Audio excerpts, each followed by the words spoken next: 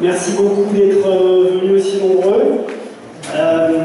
Et puis on s'excuse évidemment auprès de tous ceux qui n'ont pas pu rentrer, mais voilà, il y a des mesures de sécurité, malheureusement on ne peut pas faire ce qu'on veut. Donc ce soir on va procéder en plusieurs parties. D'abord je vais vous présenter Vandana, puis après on va avoir un très court film sur l'université qu'elle tient en Inde, l'université de la Terre, simplement pour que vous voyez ce qu'elle fait là-bas, parce que souvent on ne le connaît pas ici, on connaît surtout son combat à travers le monde pour les semences, etc. Et puis après, on va commencer nos échanges. D'abord, je voudrais vous la présenter très brièvement, non pas en vous donnant son historique ou son CV, mais peut-être simplement en vous racontant une petite histoire qui me semble vraiment fondatrice et qui explique une partie de ce qu'elle est aujourd'hui. C'est une histoire qui se passe en 1987 et qui s'est passée en France, dans le village de Baugèvres. En fait, il y avait un colloque organisé là-bas avec une trentaine de personnes qui représentaient l'industrie des biotechnologies naissante à l'époque et l'industrie semencière. C'est une époque où on ne parlait pas du tout du brevetage et où il y avait du coup pas encore de lutte contre le brevetage, etc. Et donc il y a eu ce colloque où a été invitée la sœur de Vandana, qui s'appelle Mira, qui est médecin, et qui a dit à Vandana, bah, écoute, viens avec moi, c'est l'occasion de voyager en Europe. Ils sont allés à ce colloque. À cette époque-là, Vandana n'était pas encore aussi engagée qu'elle peut l'être aujourd'hui, et elle a simplement assisté par curiosité à ce colloque, et en fait, comme tous ces patrons de grandes sociétés semencières et agrochimiques ne se méfiaient pas du tout, ils parlaient vraiment à bâton rompu de manière très libre. Et en fait, ce à quoi elle a assisté en direct, c'est la construction de la stratégie qu'ils ont appliquée pendant toutes les années qui ont suivi, à savoir prendre possession des graines, des semences, à travers le brevetage. Donc les conversations qu'elle a pu écouter consistaient à dire, ben voilà, on a un système, on va breveter les semences, et du coup ça va nous permettre de créer une sorte de péage entre nous et ces semences qui jusqu'à présent sont gratuites. Et puis comme ça on va faire fortune parce qu'il y a beaucoup de paysans à travers le monde.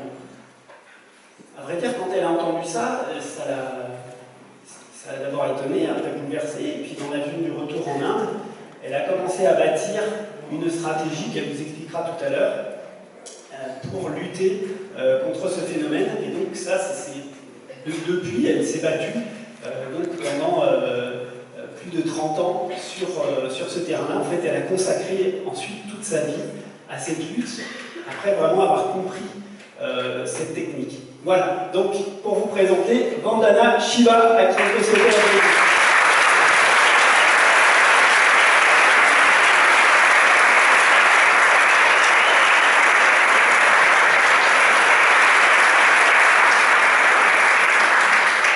Alors maintenant, on peut voir le petit film qui nous présente donc la ferme de Navdanya près de Dehradun, donc au nord-ouest de Delhi. Voilà, donc on peut lancer le film, si possible.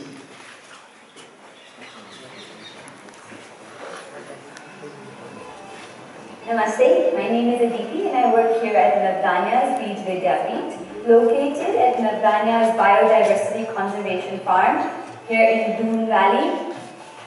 Beej Vidyapeeth is Navdanya's learning center and was established in 2001 by Dr. Vandana Shiva. We have teachers, students, people come from all over the world to learn from nature and to teach and learn from each other. Here we are conserving 1,500 varieties of seeds in our seed bank and growing them every year on our fields. The farm here is constantly changing and it's very, very dynamic. So we can learn from its biodiversity, learn from the farm's cycles and its natural processes. This gives us the opportunity to open it up for people who are interested in learning about organic agriculture, agroecology, and about community living. You can learn from nature through our organic practices, You can learn from farmers as teachers, because farmers have intrinsic knowledge that they've gathered and learned from their teachers, from their community. And finally, we can also learn through community, and community is teachers. So by joining us here, you join a community, and we learn from each other, and we teach each other. Because we don't just learn with our heads, we learn with our hearts and our hands. And so we invite you to come here and join us, so you can learn with your head, heart, and hands, by working in the fields, by harvesting, by weeding, by chopping vegetables, by washing plates, by cleaning our campus. These are all the different things and activities that we do daily, so we can learn by doing. So we invite you, those who are interested in learning from nature and being a part of this process, to come join us here at Navdania's Beej Vidyapeeth.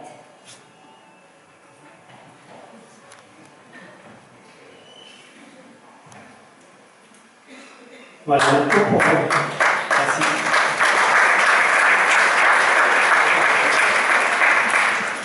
Vandana est venue avec des petits flyers sur lesquels sont expliqués les différents stages qu'elle propose. Donc c'est une université qui a une activité comme ça toute l'année, qui reçoit des stagiaires et qui donc diffuse les connaissances de l'agroécologie.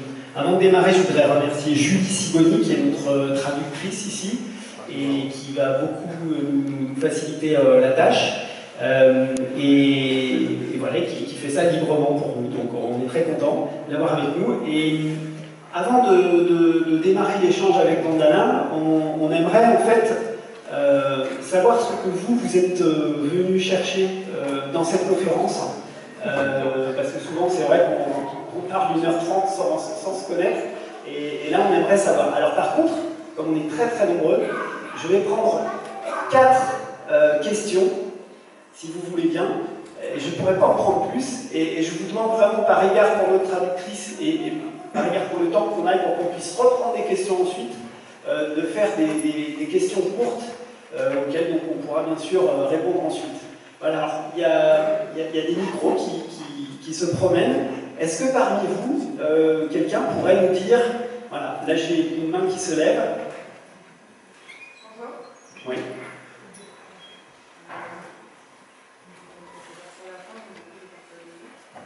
Alors, vous avez un micro. Voilà, donc. Bonjour. On vous écoute. I do speak English. Alors, je vais peut-être... On parle en français et Julie va faire la traduction dans l'oreille de Vandana. Bonjour, bonjour tout le monde, bonjour Vandana, merci d'être ici. Je suis venue vous poser une question très simple. J'ai monté un petit magazine de consommation responsable et d'aller vers un monde plus responsable du côté de Nîmes. Et je souhaite savoir si vous êtes d'accord pour être la marraine de ce magazine. Merci. Voilà. Maintenant, peut-être une question qui intéresse vraiment tout le monde, ce serait super. Il y a des mains qui se lèvent là. Non, attends, si vous pouvez passer le micro, s'il vous plaît, merci. Non, Étienne, voilà, Étienne, tu le gardes. Tu le gardes, Étienne. Garde-le. Je vous écoute. Alors, ma question est très précise, je l'ai notée, comme ça je ne déborde pas. Moi je suis là parce que je suis intéressée aussi par le titre du livre que vous avez sorti. Et dans ce livre, il y a le terme désobéissance. Ma question, c'est celle-ci.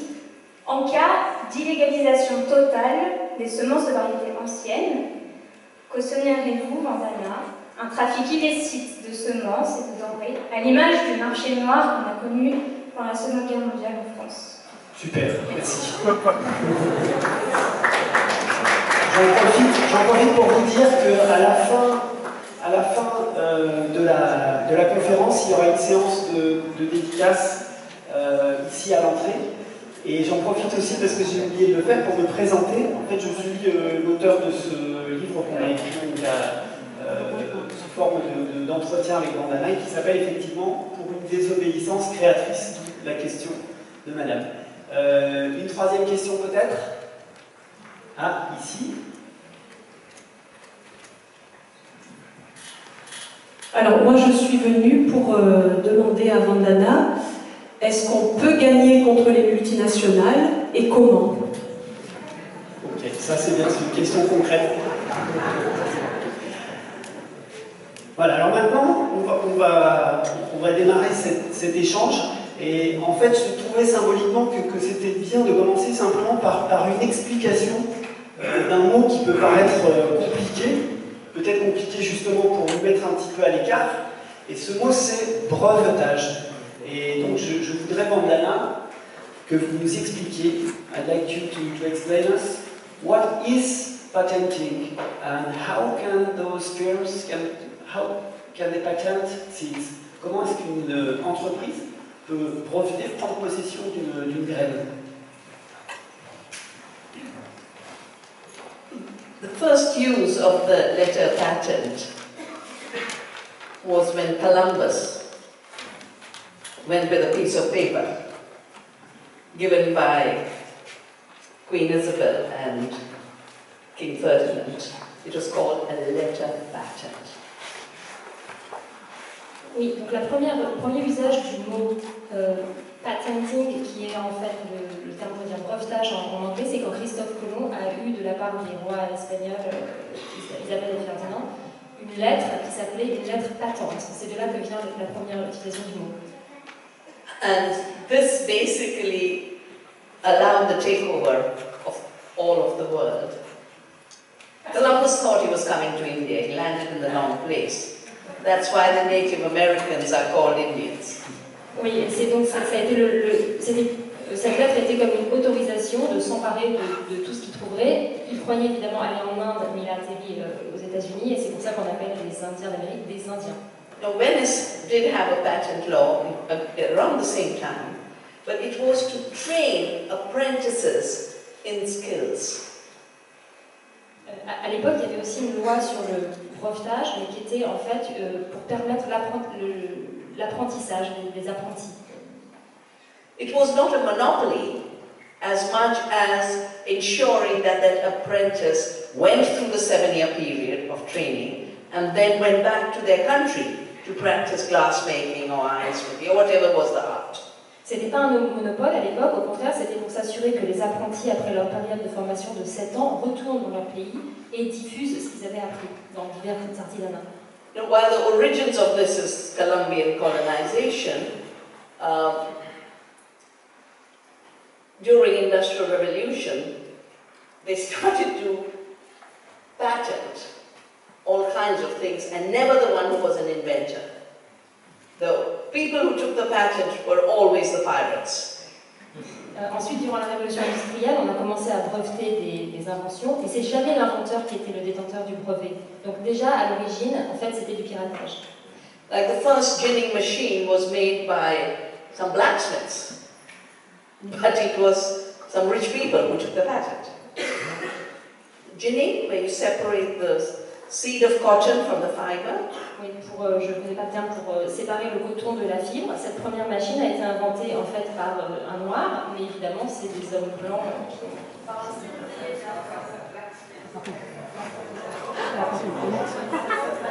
A craftsman made it. Oui, c'était un artisan, d'accord. C'était un artisan et ça a été. Now, a patent literally now legally means a right to an invention. And it doesn't mean the one who files the patent invented it, but they're the ones who file a patent. And it's a right to exclude anyone else from making, using, selling, distributing whatever is patented. Donc en fait, le brevet maintenant, c'est un droit d'utiliser une invention qui n'est jamais déposée par la personne même qui a créé cette invention, et qui est en fait un droit d'exclure toute autre personne de fabriquer, diffuser et commercialiser ces inventions. So during the Industrial Revolution, it was machines that were patented. À l'époque de la révolution industrielle, c'était les machines qui étaient brevetées. And then chemicals were patented. Aspirin, Puis des produits chimiques, l'aspirine, patented by Bayer. par Bayer.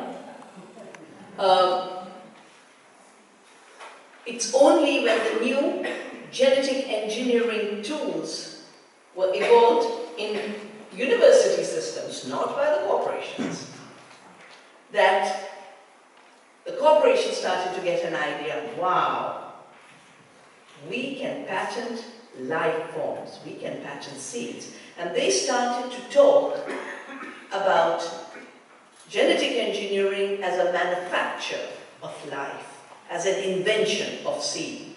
That's what woke me up in Bourget. So they don't invent the seed. Seed evolves over millennia. Farmers have bred it over thousands of years. All they've done is steal it or pollute it with a toxic gene. Pollution is not invention. Piracy is not invention. Donc ensuite, c'est quand les premiers outils de génie génétique sont apparus et qui ont été inventés par des universitaires, pas du tout par des grandes multinationales évidemment, que là, les multinationales se sont rendues compte qu'on pouvait peut-être aussi breveter des formes de vie, des graines. Et l'idée leur est venue en se disant waouh, mais en fait on peut aller beaucoup plus loin et avoir des brevets sur des inventions qui concernent le vivant.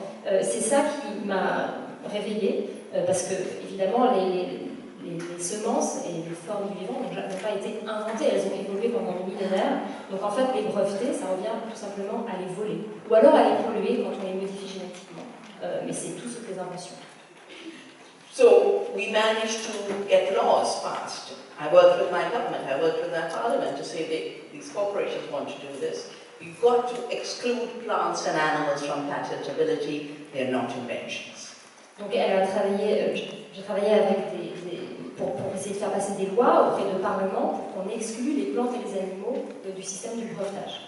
Now my country, Argentina, Brazil, Mexico, all say no patents on plants and animals, and Monsanto is suing each of our countries. Et donc maintenant, l'Inde, l'Argentine, le Brésil, le Mexique ont passé des lois qui excluent le vivant du brevetage, et Monsanto est en train de faire le procès à tous ces pays. In India, in the courts, they say a GMO seed is not a seed, so no law on seed can govern us. L'argument de Monsanto, c'est bien qu'une graine génétiquement modifiée n'est pas une graine, donc on peut la breveter. In Argentina, they're saying a GMO plant is not a plant, so you can't govern us. Ils disent même qu'en Argentine, par exemple, une plante génétiquement modifiée n'est pas une plante. So when this kind of unjust, undemocratic, brutal law is cooked up by powerful institutions, that is when you must disobey. Donc quand des lois injustes, non démocratiques sont inventées en fait par les grandes corporations, c'est là qu'on a le droit de désobéir. And I can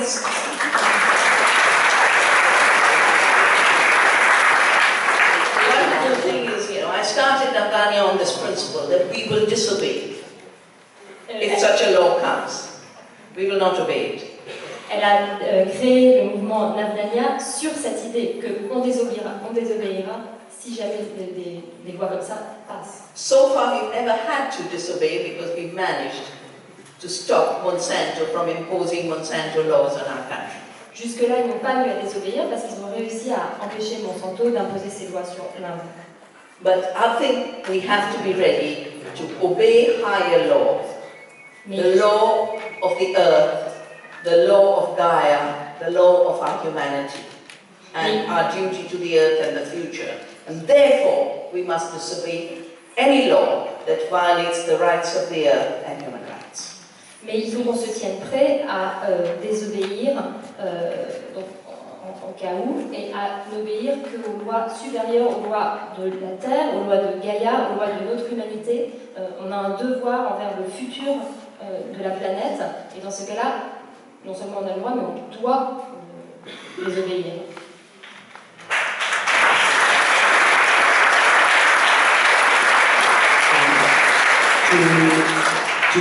To finish with this question of patenting, there is this idea that we could not make any innovation without patenting, as the researchers, they need some money to have time to make their innovation, etc. And then I would like you to explain why do you say that we should totally abandon this system of patenting? Je traduis la question. Oui, le problème c'est est-ce qu'on doit renoncer à toute forme de brevet, y compris dans le sens où les chercheurs ont besoin aussi de financement pour développer leur recherche. Donc est-ce que Vandana peut nous expliquer pourquoi elle pense qu'il faut abandonner toute forme de brevetage? particularly for areas that are vital to life, our seeds and our medicines, and areas that have to do with living systems. Patenting is just a very flawed concept.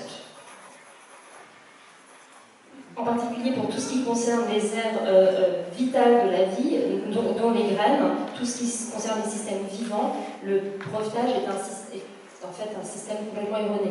Because living systems are self-organized, replicating systems. They are not machines that are in every generation, replicated by Monsanto, going to every farmer's field and manufacturing a machine. That's how they argue. The seeds are self-replicating machines stolen from us. That's how they talk. Les systèmes vivants sont des organismes qui s'auto-reproduisent, qui ne sont pas des machines. Or, Monsanto essaye de faire croire le contraire. Ils démarchent les paysans pour leur dire que sont eux les détenteurs des graines. But there are two other reasons why, especially in these vital areas, patenting is so wrong. First, because if you look at key cases, it was in the public domain, in universities, that the research was done. On the breast cancer gene, and Myriad Genetics patented it. They'd done no work in the field. Monsanto had done no work on all of the patents they had. It was done in universities, someone took a patent, they sued and sued and sued till the company was bought up by them. That's how they become the giants they are. It's based on piracy, by and large, not on innovation. Par ailleurs, si on regarde tous dans les cas très importants d'invention, tout a été créé en fait dans le domaine public. C'est les chercheurs à l'université qui ont fait des recherches fondamentales, par exemple dans le cancer du sein. Monsanto n'a créé aucun des brevets qu'ils possèdent. Simplement, ils ont attaqué jusqu'à pouvoir s'en emparer. Et c'est comme ça qu'ils sont devenus la corporation géante qu'ils sont aujourd'hui. We were just taken to this beautiful exhibition in the Van Gogh Museum by Francois. And there's a painting, I haven't seen it ever in print, of wheat. Monsanto had patented an ancient Indian wheat evolved by farmers, which does not contribute to gluten allergies. And he said, wow, a world market, everyone's getting gluten allergy. They wanted a monopoly. That was piracy. We challenged it, they were forced to give it up. J'ai visité cet après-midi le musée Van Gogh et j'ai vu une toile que je ne connaissais pas. On voit un champ de blé. Monsanto, par exemple, a mis la main sur une ancienne variété de blé indien qui avait été développée au fil des siècles par les paysans. Et c'est pour ça maintenant qu'on voit cette montée des allergies au gluten. Mais en fait, tout ce que possède Monsanto, c'est de la piraterie, purement et simplement. And because a patent means the right to exclude, it by its very nature means a monopoly. A monopoly means you fix price at a patent, which they did not. They increased the price of seed by more than 75,000%.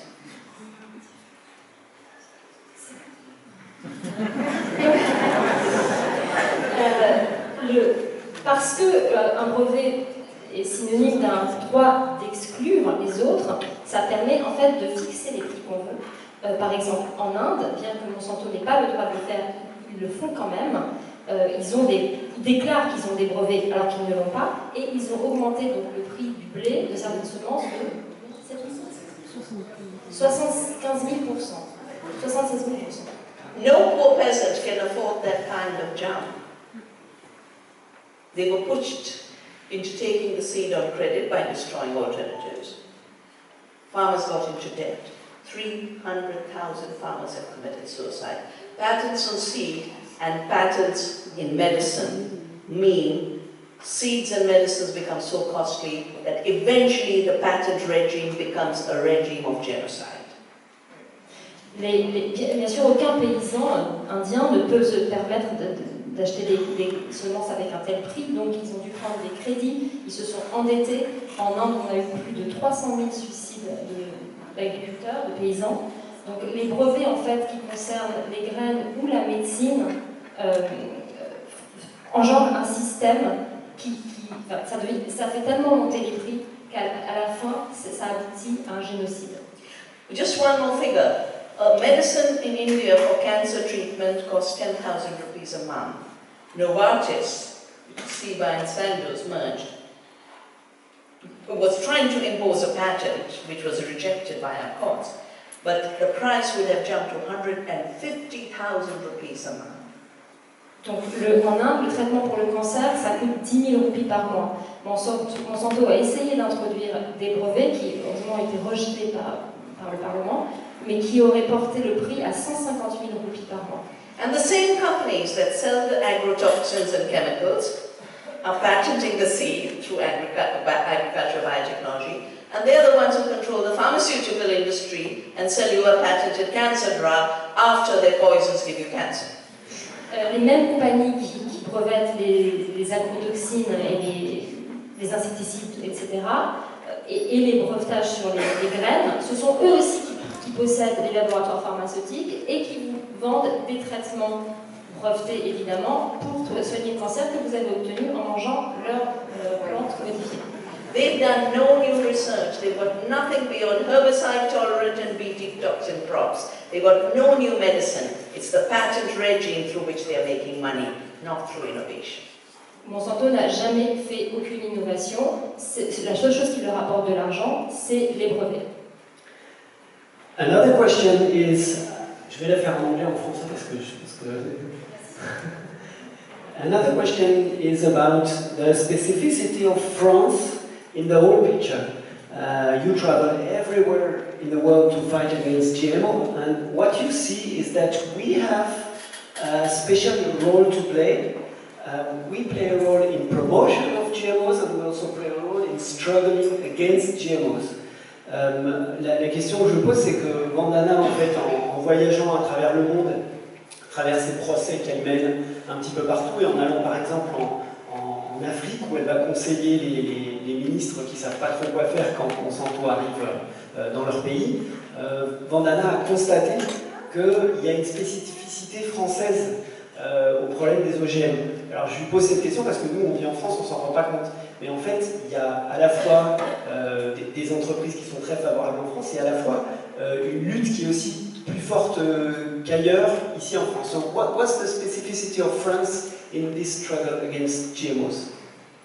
I think the first specificity is that even though most farmers of France have disappeared, there is still a sense of agrarian culture. La première spécificité, c'est que même si la plupart des paysans ont disparu en France, il y a quand même encore le sentiment d'une culture agricole.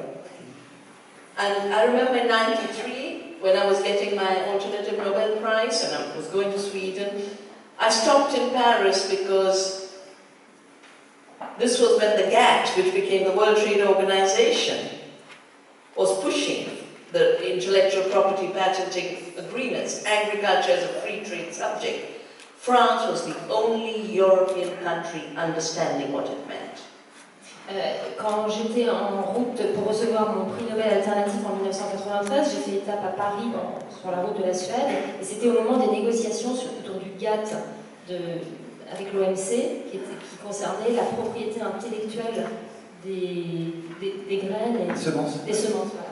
Et je me suis rendu compte que la France était le seul pays où on comprenait quel était l'enjeu. Then you had a strong farmers movement, and I've come twice to France to be an expert witness for José Bové, every time he got into trouble. Et puis en France, vous avez un mouvement paysan qui est très fort. Je suis venue 2 fois invitée par José Bové pour être un témoin expert. Les 2 fois d'ailleurs, on a eu des gros problèmes. I think once it was for the rice trials in Montpellier, and the other time was when the Americans banned your wine and cheese. He went with the others and bulldozed the McDonald's in his area. La première fois, c'est quand il y avait les procès autour du riz vers Montpellier, et la deuxième fois, c'est quand les Américains avaient interdit le vin et le fromage français et que José Bové était allé démonter un McDo. And they created the group called the Reapers, who just go and cut off the GM trials. Et c'est là qu'ils ont créé le groupe des faucheurs. So as a result, the French government realized we might as well support bans. And the French stood with the bans on GMOs.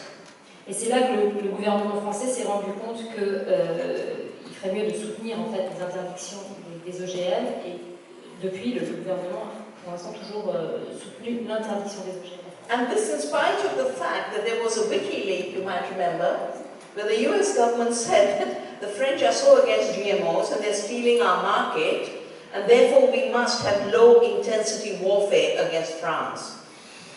Et cela malgré le fait que WikiLeaks a révélé que les Américains avaient dit que les Français étaient tellement contre les OGM qu'il fallait avoir une guerre de basse intensité. Oui, et sur les lois, c'est-à-dire sur une guerre législative, voilà, pour essayer de pousser. And in 2003, Monsanto actually used the US government to sue Europe in the WTO on the GMO bans. And I created a global movement called Citizens Vote Against GMOs. We collected 30 million signatures and gave them to the WTO and said, we are watching. This is not between US and Europe. It's Monsanto versus the people of the world. En 2003, Monsanto a même utilisé en fait l'OMC pour faire pression sur les interdictions contre les OGM, et c'est à ce moment-là que j'ai créé un mouvement qui s'appelait le vote citoyen contre les OGM. On a recueilli plus de 30 millions de signatures qu'on a portées devant l'OMC, parce qu'en fait c'est pas une question qui concerne les États-Unis contre l'Europe, c'est Monsanto contre le reste du monde. Finally, the reason you are in a unique position, as India is because we practice democracy. We don't just talk it, we practice it.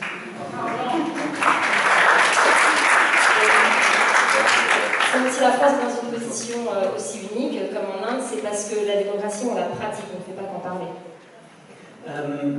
I think it's time to speak about. I think it's time to speak about the tribunal against Monsanto.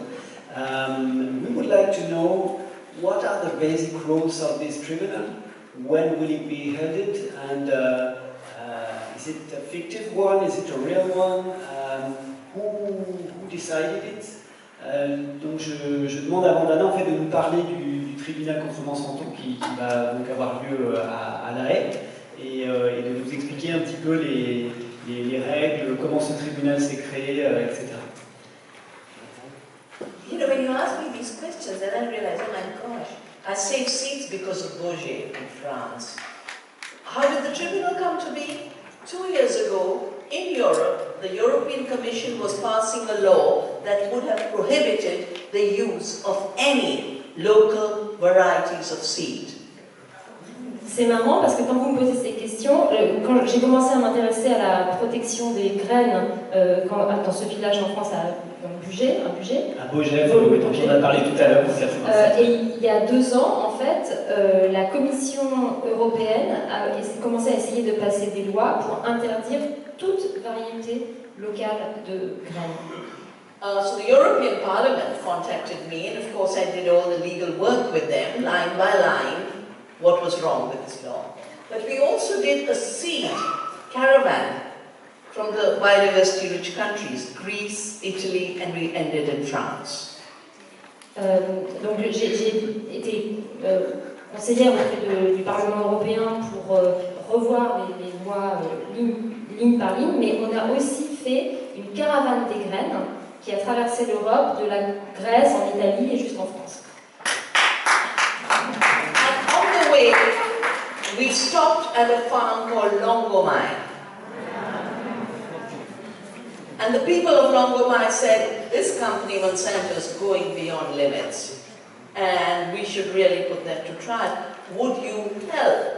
And they contacted. I said, yes, but you know, it needs to be 5 or 6 or 10 organizations that join. And we did. That's how the idea came. En chemin, ils se sont arrêtés dans la ferme de Longomai, où les gens lui ont dit Monsanto dépasse vraiment les limites, il faut qu'on les attaque en justice. Mais est-ce que vous pouvez nous aider? Mais j'ai répondu on ne peut pas faire ça tout seul, il faut qu'on associe 5, 6, 10 organisations. Et c'est comme ça qu'on a eu l'idée du tribunal Monsanto. So as far as my thinking about what we are doing is concerned, and the tribunal is in The Hague. In The Hague because that's where the International Court of Justice is, and we want to send a message to Monsanto. Donc déjà, la première chose, c'est que le tribunal contre Monsanto est basé à La Haye, là où est aussi la Cour internationale de justice, parce que c'est le message qu'on veut faire passer à Monsanto. The tribunal is from 14th to 16th of October. 16th of October is World Food Day. Le tribunal se tiendra du 14 au 16 octobre 2016, cette année, parce que ce sont les journées mondiales de l'alimentation. But in addition to the tribunal, we are also doing a People's Assembly, and we are organizing assemblies all over the world, and we invite you to organize your own assembly. Parallèlement au tribunal, on va aussi avoir une assemblée des peuples, et on va en avoir même plusieurs dans plusieurs pays dans le monde entier, et d'ailleurs on vous invite à faire votre propre assemblée. So when you ask, is it a real tribunal? In my country right now, my country is suing Monsanto, and they come to sue. They don't respect courts. They don't respect anyone. The only thing they can learn to respect is the power of people rising together. That's why the tribunal is global. So everyone comes to know it's happening in Argentina, it's happening in India, it's happening in the United States, it's happening in Europe. Also in history, Vietnam, Agent Orange, let's not forget that. So we're consolidating in space and in time. And we do believe, you asked a question, morally, these corporations have already lost. Scientifically, they've already lost. Just look at the work by Dr. Eric Seralini. And the fact that they had to attack him so intensely was because they knew they'd lost. The issue is now we have to mobilize, organize, to put them aside politically. And the most effective way is common awareness. So they don't say, oh, but India's farmers are becoming millionaires with BT cotton. But secondly, we learn to shape our lives without them and their poisons. Because our lives will be better without their GMOs, without their pesticides, without their patents, without their corruption, without their bullying. Tu peux faire un résumé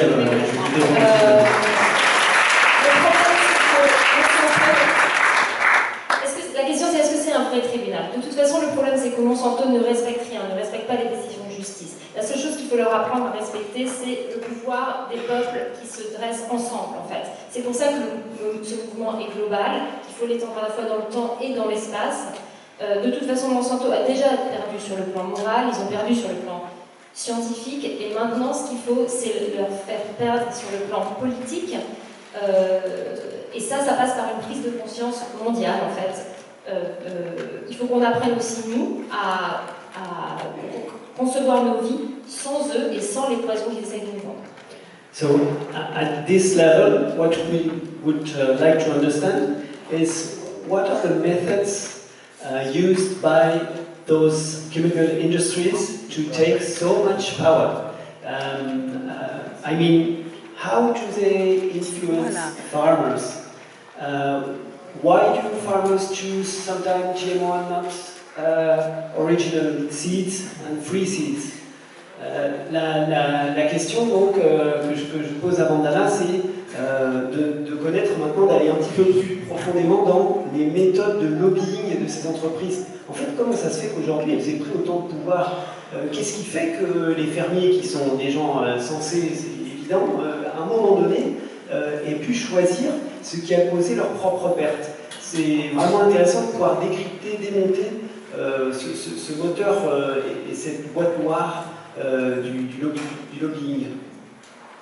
Well, I'll tell you the story of the United States. 96 is when they brought the GM seeds. I actually asked farmers, why are you choosing it? They said, we're not choosing it. The companies have a noose round our neck. We use the seed they sell to us.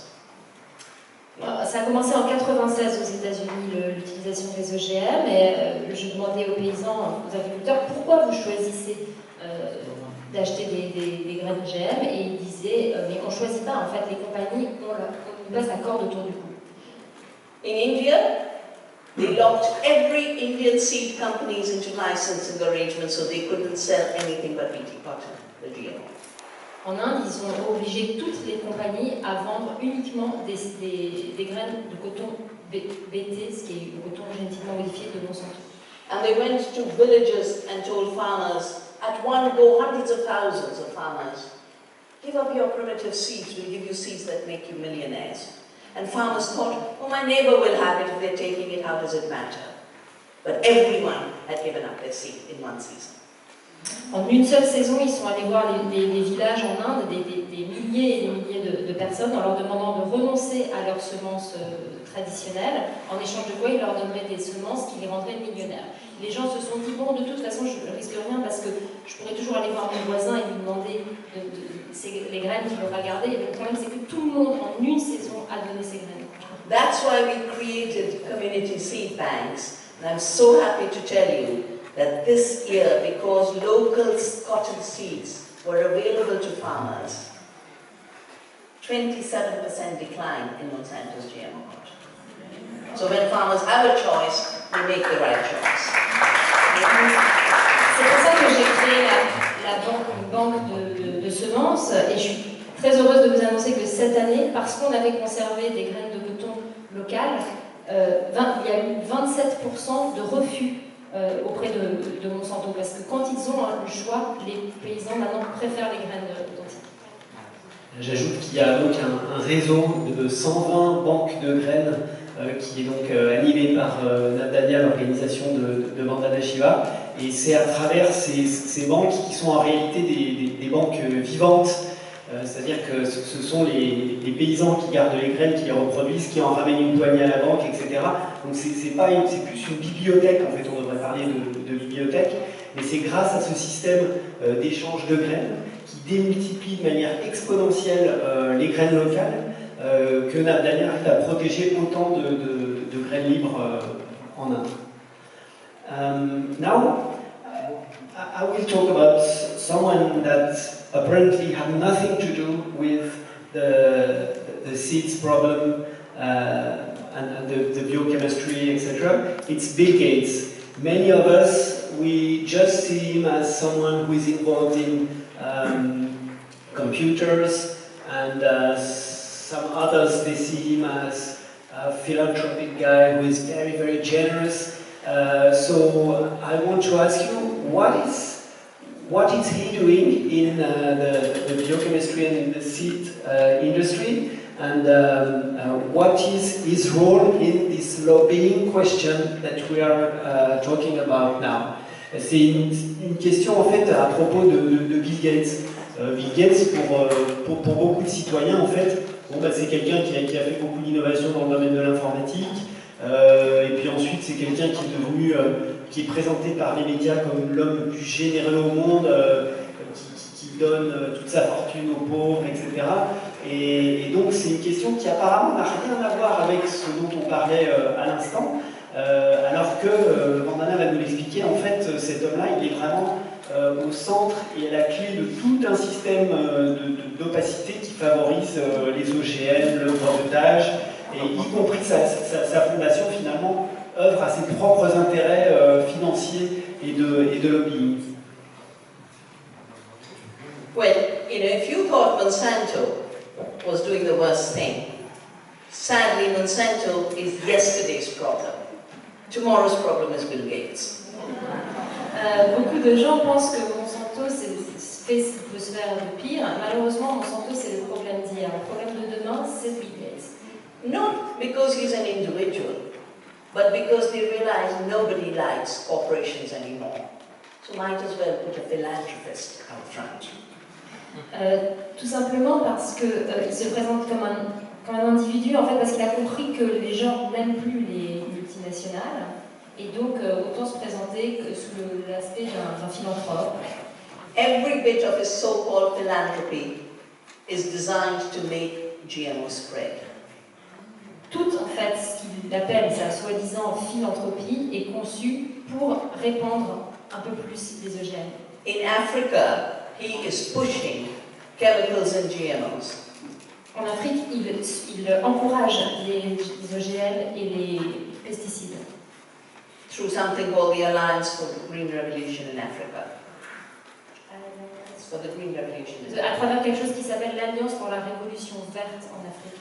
And as you know, the problem in France, it's my country, public systems are made to dry up. And then Bill Gates comes and says, oh, the International Research Institutes don't have money. I'll give $1 million, but I'll control the seats. Vous savez très bien ici en France, c'est la même chose qu'en Inde, les fonds publics diminuent énormément, et donc c'est là que des gens comme Bill Gates peuvent venir et dire ah ben vous n'avez plus de subventions, mais c'est pas grave, moi je vais vous aider, je vais vous donner des millions, par contre c'est moi qui contrôle les semences. So he's financed a gene bank in Svalbard in Norway, which controls, but he is now accessing 7 million seed varieties, which he is facilitating the patenting of. Il a créé par exemple, il a financé une banque verte en Norvège qui possède maintenant 7 millions. 7 million. 7 millions de In the seed banks, in the public seed banks. variétés de semences dans ces banques publiques de graines, et donc il a la main en fait sur 7 millions de variétés, et c'est lui qui en dispose. And everyone knows that the herbicide-tolerant Bt crops aren't working. They're breeding super pests and super weeds. So Bill Gates comes up with so-called new technologies, which is the old technology of genetic engineering. Now, pretending that genetically engineered rice will give us vitamin A and genetically engineered banana will give us iron. Iron is not a source of banana. Les variétés transgéniques créées par Monsanto ont au contraire engendré des nuisibles encore plus forts, des mauvaises herbes encore plus résistantes, et ils viennent maintenant nous vendre des soi-disant nouvelles technologies pour lutter contre ces nouveaux problèmes, qui sont en fait des technologies de l'ancien génie génétique, et donc ils veulent nous vendre du riz ajouté en vitamine A, des bananes où il y a encore plus de fer, mais bon, dans la nature, il n'y a pas de fer dans les bananes. And he's pushing, and he's the main financier of something called gene drives, which are extermination technologies, where whoever has power can decide, I don't want this species, I will wipe it out. But this was the logic used in the concentration camps. Extermination should not be allowed as a design by humanity. Donc, Bill Gates pousse pour en fait l'éradication de certains gènes, mais l'extermination ne devrait jamais autorisée en ce qui concerne le vivant. C'est exactement la même chose qui s'est passé dans les camps de concentration. And when you ask how do they influence, well, he just buys up everything. He buys up ministries, he buys up research institutions. As I mentioned, I'm going to be working with that soon on these issues. But in Paris at the COP, here were the heads of state. He's not a president. He's not a prime minister. With his hands in his pocket, he's standing there as if he's the boss of the world. He thinks his millions and billions allow him to bypass democracy. And that to me is unacceptable. Comment il fait pour avoir une telle influence? Tout simplement, il achète tout, il achète les ministres, il achète les institutions de recherche. Lui, il n'est ni président ni Premier ministre, pourtant il est là au milieu de tous les chefs d'État, et il pense qu'en fait, avec ces millions, lui permettent de contourner la démocratie. Et ça, pour moi, c'est absolument inacceptable. Now to go on with this, the policy and the behaviors of companies, I'd like you, Vandana, to explain us a very big problem that happened in India. It's the Operation Green Hunt. It's an operation which started in 2009 and finished in 2014. Well, probably it's even not really finished. We will tell it to us. And in France, nobody knows about this operation, but it's a civil war, and it made several thousands of dead people, even journalists also. So I'd like you to explain what happens there, because we are not really informed about that. En Inde, dans le centre de l'Inde, il y a ce qu'on appelle l'opération traque verte, Operation Green Hunt, l'opération chasse verte. Et en fait, ceux qui sont chassés par cette opération, qui est donc menée par le gouvernement, qui a appelé cette opération, comme je viens de vous le dire, opération chasse verte, cette opération, en fait, elle vise à exproprier les populations tribales des territoires où elles vivent, parce que c'est précisément l'endroit où se trouvent les matières premières. Donc, pour dire simplement que les entreprises ne se contentent pas seulement de faire du lobbying, des pressions, elles agissent aussi en utilisant des armées paramilitaires, etc. Je voulais que Vandana en parle, parce que c'est une affaire dont on n'a quasiment pas entendu parler en France, ou même vraiment dans des petits entrefilets. Et c'est ce qu'on appelle une guerre des matières premières. Et là-bas, sur place, ça se passe dans la forêt, donc dans des endroits qui sont très reculés. Et officiellement, il y a eu plus de 5000 morts liés donc à cette recherche, à cet accès aux matières premières. Et donc pour extraire les matières premières, et notamment les métaux ferreux qui vont servir à faire nos téléphones portables, nos ordinateurs, etc. Après un passage par la Chine, bien sûr, pour la fabrication. Donc, je vous donne quelques détails pour que vous puissiez mieux comprendre la réponse de Vandana, qui va donc nous parler de cette Operation Green Hunt. So the word green has been so badly abused. The green revolution, which was chemicals in farming, was not green. The green hunt is both destroying the forest and the forest people of India.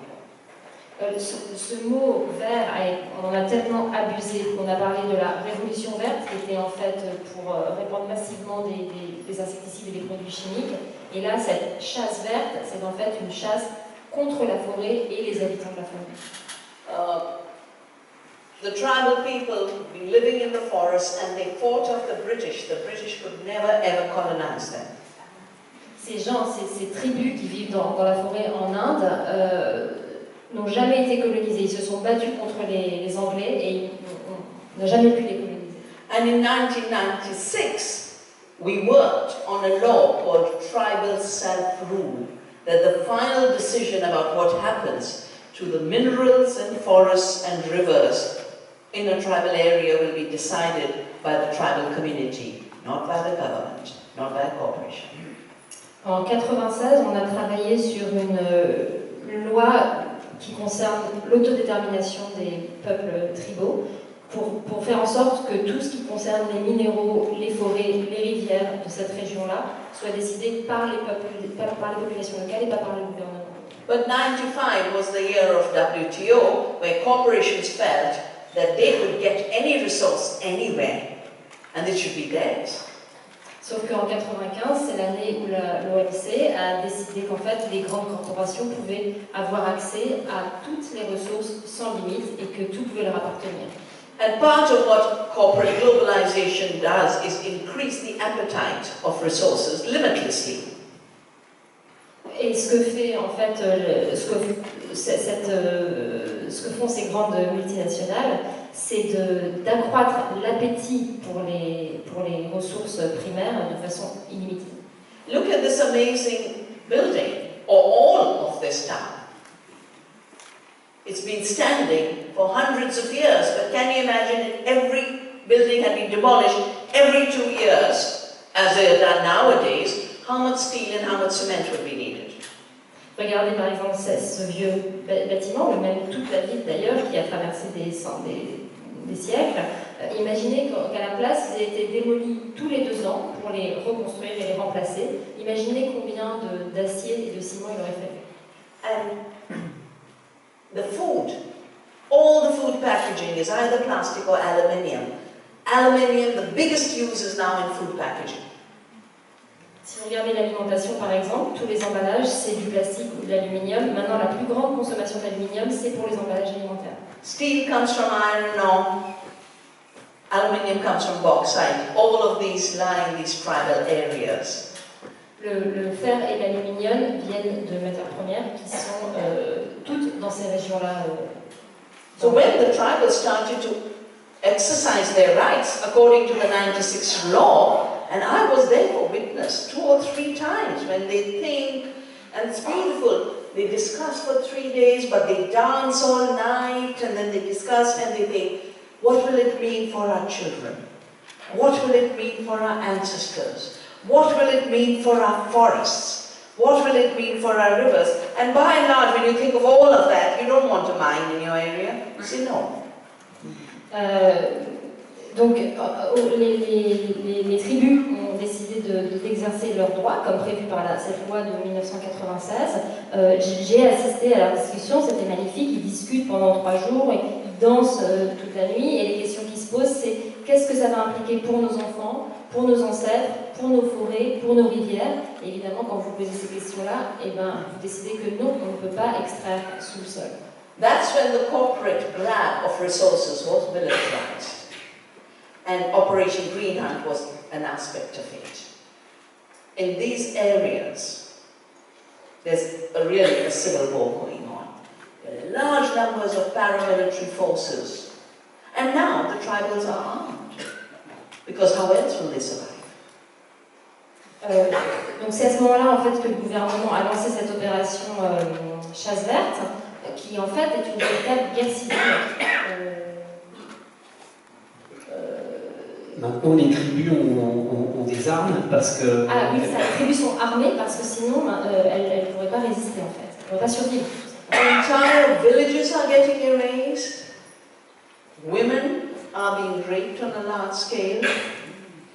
I have friends working in this area who've all been driven out. Doctors have been driven out. Lawyers have been driven out. And you'll be getting a book soon about this journalist called Haim Pandey. He was just a journalist. He was literally killed. But every journalist who's reporting the truth about these regions is being thrown into jail.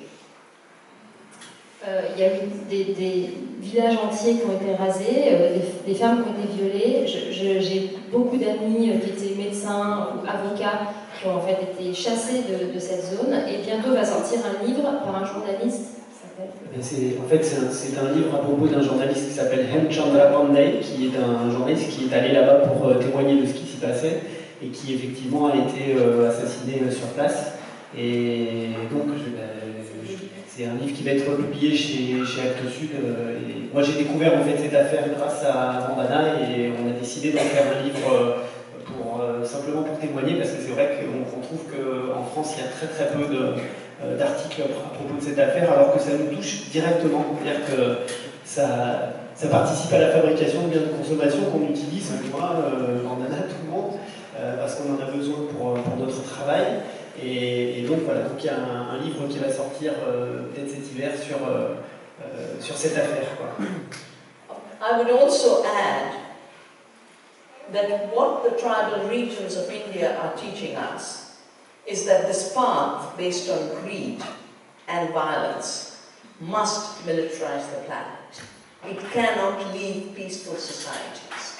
It's absolutely inconsistent with the planet itself, with democracy and peace. That's why we cannot afford it to continue. That's why we must create alternatives.